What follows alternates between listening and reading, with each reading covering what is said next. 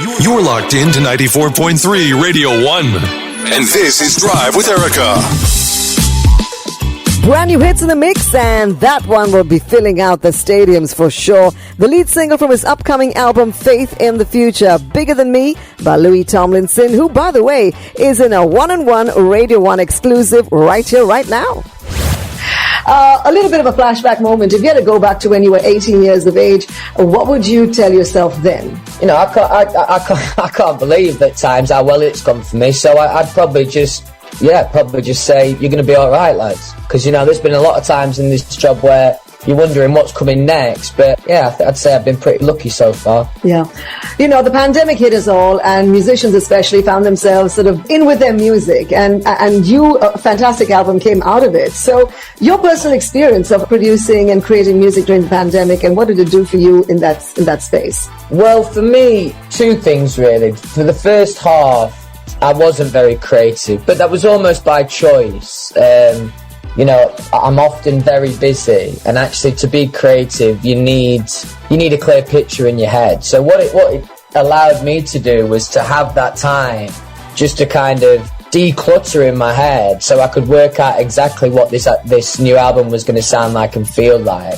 I didn't really bother with doing any Zoom writing sessions or anything like that. I'd rather do those things in person. So I was lucky enough to be able to wait. So most of the album, to be fair, was made like outside of all of that. All right.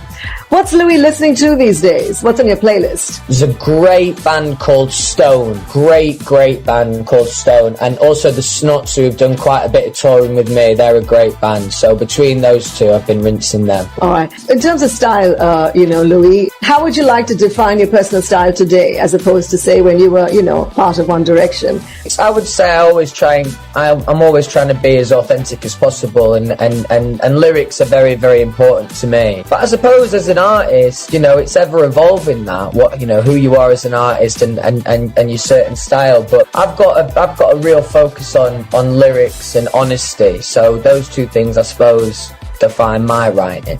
Talk to us about the collaborations, in this album. Who have you collaborated with? Who have you sort of worked with? Well, as I said, I worked with a lot more artists this time round. So I did quite a few sessions with Theo from Hurt, Joe Cross from the Cortinas. There was a range of great people I worked with. There's no specific collaborations with any features or anything like that. I kind of just wanted to keep it me for now, just so I can show my own musical identity before getting involved in anything like a proper collaboration, if you know what I mean. All right, that's awesome. And finally, a message to your fans here in India specifically.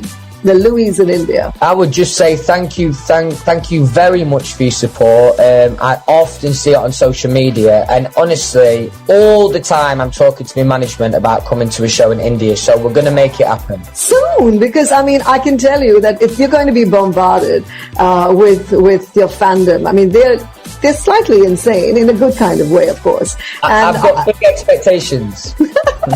And I promise to the Indian fans, it's going to be Louis from now on. It's Louis Tomlinson. Thank you so much for checking in with us on 94.3 Radio 1, and we hope to see you in person sometime soon. Thank you very much for your time. Thanks a lot. Cheers. That was awesome. No worries. Thank you. 94.3 Radio 1.